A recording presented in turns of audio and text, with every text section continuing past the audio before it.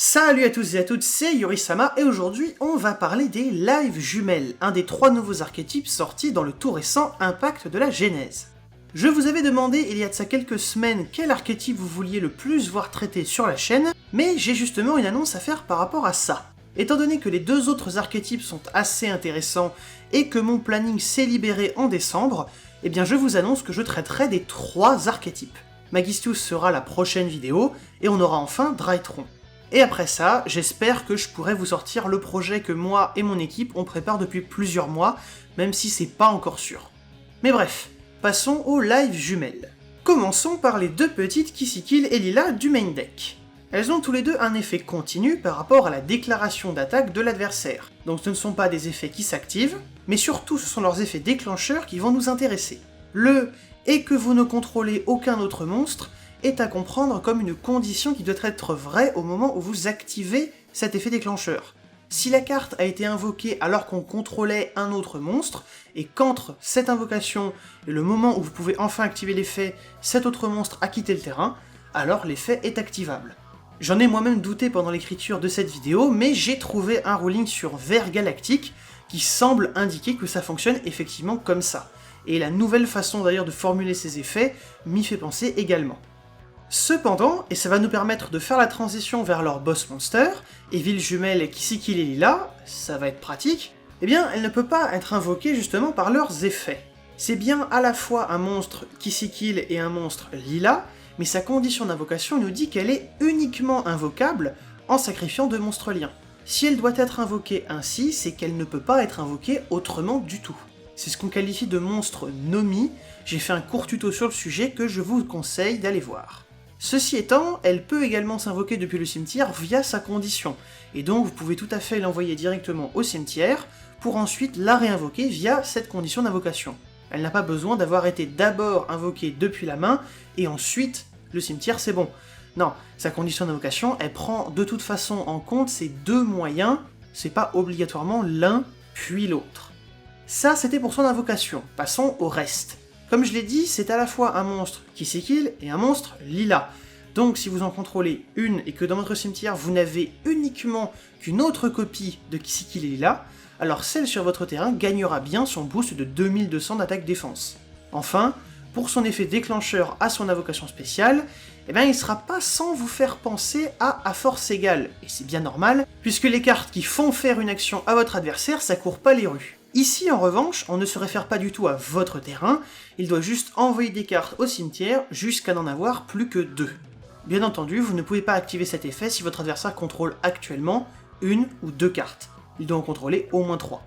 Et sachez qu'il n'y a pas grand chose qui puisse échapper à cet effet, puisque ce n'est pas un envoi au cimetière considéré comme réalisé par l'effet d'une carte. Celui-ci ne fait que forcer votre adversaire à faire lui-même une action. Donc un monstre non affecté peut tout à fait être envoyé. Votre adversaire peut également chaîner une carte, comme un piège normal par exemple, et là, à la résolution, vu qu'il sera toujours sur le terrain, il pourra être envoyé au cimetière. Je rappelle que, sauf intervention extérieure, une carte qui doit être envoyée au cimetière au terme de sa résolution, donc par exemple un piège normal, eh bien elle est envoyée à la fin de la résolution de la chaîne. Donc tant qu'on n'a pas terminé cette résolution, la carte elle est toujours sur le terrain en attendant. Et enfin, parlons de l'effet sous Macrocosmos et avec des jetons, donc d'un cas où une carte ne pourrait pas atteindre le cimetière au final. Eh bien, aucun problème, vous pourrez choisir un jeton et il disparaîtra, et si Macrocosmos est actif, alors les cartes seront bannies à la place. Par contre, si votre adversaire envoie ses cartes dont le Macrocosmos, alors puisque tout est envoyé en même temps, aucune carte ne sera bannie, donc faites bien attention à ce genre de cas. Continuons maintenant sur les monstres liens. Le « et que vous contrôlez un monstre Kissikil ou Lila, selon le monstre », c'est à vérifier là aussi au moment où vous allez activer les effets déclencheurs, donc même remarque que pour celle du main deck. Mais pour leur effet rapide maintenant, eh bien il faut préciser plusieurs choses. Il est écrit « durant la main phase », donc puisque c'est un effet rapide, il est activable durant votre main phase ou celle de votre adversaire. Ensuite, il ne cible aucun monstre dans le cimetière, vous choisissez le monstre à invoquer lors de la résolution. Et la restriction sur l'invocation, elle fait entièrement partie de l'effet. Donc si l'activation est annulée, vous n'êtes pas restreint. Et si l'effet est annulé, c'est la même chose. En revanche, si vous activez l'effet et qu'en chaîne un corbeau d'Édé bannit votre unique monstre légal, alors vous résolvez l'effet sans pouvoir invoquer, mais vous avez tout de même la restriction qui est appliquée. Maintenant que les monstres c'est fait, passons donc aux magies pièges. Pour ce qui est d'accueil live jumelle, vous pouvez appliquer exactement ce que je viens de dire au sujet de la restriction, sauf qu'ici c'est sur les Evil jumelles et pas juste les démons. Mais le fonctionnement est strictement le même, donc vous pouvez reprendre ce que je viens de dire. Juste un rappel, le coût d'activation c'est une défausse, donc même sous Macrocosmos la carte peut être activée, la carte défaussée sera bannie mais ça n'est pas un problème. Chaîne live jumelle maintenant, dont le premier effet est un déclencheur, assez simple dans la forme, vous sacrifiez en coup et ça annule l'attaque. Sachez cependant que si le monstre qui attaque n'est pas affecté, eh bien il y aura replay si on est dans le tour de votre adversaire, parce que ok l'attaque n'a pas été annulée, mais puisque les cibles légales sur le terrain du joueur qui est en train d'être attaqué, donc vous, ont changé, il y a replay. Une fois revenu dans un game state ouvert, l'adversaire devra donc choisir une nouvelle cible pour l'attaque, qui peut être la même qu'avant ou non, ou bien arrêter son attaque. Quant à son deuxième effet, lui aussi est un déclencheur et il peut être activé durant la end phase, donc la vôtre ou celle de votre adversaire. Vous ne choisirez qu'au moment de la résolution si vous mélangez ou ajoutez à la main, selon la situation sur le terrain au moment de la résolution. C'est vous qui choisissez de toute manière. On est là face à un déclencheur qui s'active car on est dans une certaine phase, et pas un timing extrêmement précis. Donc il doit obligatoirement être activé en Chaining 1, en réponse à rien en particulier, donc case A ou E sur le schéma du Fast Effect Timing, selon si vous êtes le joueur du tour ou son adversaire. Passons très brièvement sur mot de passe secret, puisque la carte est assez simple, mais attention, ça n'est pas une carte live jumelle ou evil jumelle, c'est pas pour rien que c'est la seule carte qui n'a pas ça dans son nom. Là aussi, Kisikil et Lila comptent pour les deux à la fois, et donc vous débloque l'ajout d'un monstre evil jumelle.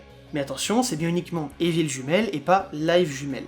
Et d'ailleurs, puisque je ne l'ai pas précisé sur les autres cartes, je vais en profiter ici. Si vous voyez écrit par exemple un monstre lila avec 1 en toutes lettres, c'est 1 en général.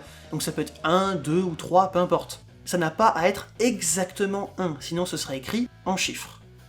Défi Evil Jumelle est une carte qui paraît relativement simple, jusqu'au moment où on lit immédiatement après la résolution de cet effet, invoqué par lien.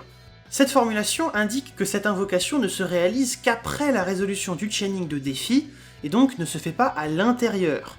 Donc si défi est chaining 2, on invoque entre la résolution du chaining 2 et celle du chaining 1. Mais si défi est chaining 1, alors l'invocation se réalise en dehors de la résolution de la chaîne. Et donc on peut à ce moment-là activer une carte comme Assaut solennel au timing lorsqu'un monstre va être invoqué. Timing qui, je le rappelle, renvoie au moment où le monstre est tout juste sur le point de toucher le terrain, mais pas avant. Et on peut bien évidemment pas avoir genre défi chaining 1 et assaut chaining 2. Ça, ce serait complètement illégal. Continuons avec GG Easy Evil Jumelle. C'est un piège continu qui donc, par nature, a besoin d'être sur le terrain pour résoudre ses effets. Ça, c'était le petit rappel.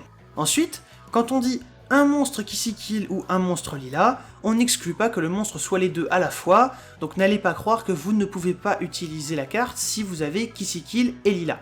Pour ce qui est de l'effet de boost, une fois appliqué au monstre, il ne disparaîtra pas si facilement. Si les effets du monstre sont annulés, il restera. Si les effets du piège sont annulés, ou si le piège quitte le terrain ou passe face verso, il restera. Au final, les façons principales de faire disparaître ce boost seraient de faire en sorte que le monstre quitte le terrain ou passe face verso. Et quant à l'effet d'annulation, il est rédigé comme celui du dragon poussière d'étoile au niveau de la condition d'activation, monstre dont on a pu parler en détail dans la vidéo sur les staples numéro 8, en le comparant notamment à une carte comme Floraison de Cendre. Il faut chaîner cet effet à un autre effet dont on sait que, s'il se résolvait là maintenant tout de suite, détruirait forcément une carte sur le terrain, et il faut que ce soit obligatoire, pas que le joueur qui résoudra l'effet en face ait le choix. Dimension magique est un bon exemple de ça, la carte peut détruire à sa résolution, mais c'est optionnel. Donc puisqu'on ne peut pas être absolument sûr au moment de l'activation, l'effet d'annulation ne peut pas être chaîné. Et enfin, terminons avec Cadeau Evil Jumelle. Je sais que je vais commencer à vous saouler avec ça, mais c'est la dernière fois promis. Là aussi, contrôler Kisikil et Lila suffit à activer la carte, puisque le monstre est les deux à la fois. Mais par contre, on a là deux effets extrêmement intéressants. Qui est-ce qui décide où sont placés les monstres échangés par exemple? Eh bien les cartes de ce genre ne sont pas très consistantes de ce que j'ai compris, donc ne partez pas forcément du principe que ce sera comme ça pour tous les effets qui ressemblent, mais heureusement ici on a un ruling, et à chaque fois de toute façon je vous conseille d'aller vérifier le ruling de la carte que vous avez en tête, et pour cette carte on nous dit que c'est le joueur qui résout l'effet, qui choisit l'emplacement des deux monstres. Et vu qu'il faut échanger les deux monstres, si l'un d'eux ne peut pas car il n'est pas affecté ou n'est plus sur le terrain, alors rien n'est échangé. Quant à l'effet pour remélanger, il a une interaction identique à celle de Salamandre Chaleur Léo par exemple, puisque c'est presque le même effet au final. On pourrait se demander ce qu'il se passe si la carte que l'on cible est chaînée, et donc passe face recto. Eh bien ça va dépendre de la carte. En gros, si elle est destinée à être envoyée au cimetière à l'issue de sa résolution, donc ce qui sera le cas de la majorité des magies jeux rapides, ou pièges normaux ou contre-pièges, eh bien elles ne seront pas remélangées dans le deck, et ce même si elles sont encore sur le terrain quand on résout cadeau. En effet, ces cartes sont censées être envoyées au cimetière à la fin de la résolution de cette chaîne, donc à ce stade, vous me direz, elles sont toujours sur le terrain, et donc on pourrait les renvoyer. Mais la règle dit que des cartes avec ce destin ne peuvent pas être renvoyées à la main ou au deck. Les seules cartes qui ne seraient pas concernées sont donc celles qui sont censées rester après leur résolution, que ce soit piège continu, ou bien une carte comme Manifestation Altergeist, qui s'équipe et donc est censée par nature rester sur le terrain après sa résolution, bien que ce soit un piège normal. Donc il faut bien réfléchir à ne pas se tromper à ce sujet, car chaîner la carte ciblée sera souvent un moyen de faire en sorte qu'elle aille au cimetière au final, et pas dans le deck. Et voilà, on a passé en revue toutes les cartes qui viennent de sortir pour cet archétype. J'espère que ça vous aidera, je remercie les personnes qui m'aident à réaliser ces vidéos chaque semaine, et je vous donne rendez-vous pour les deux autres archétypes très vite. Salut les gens!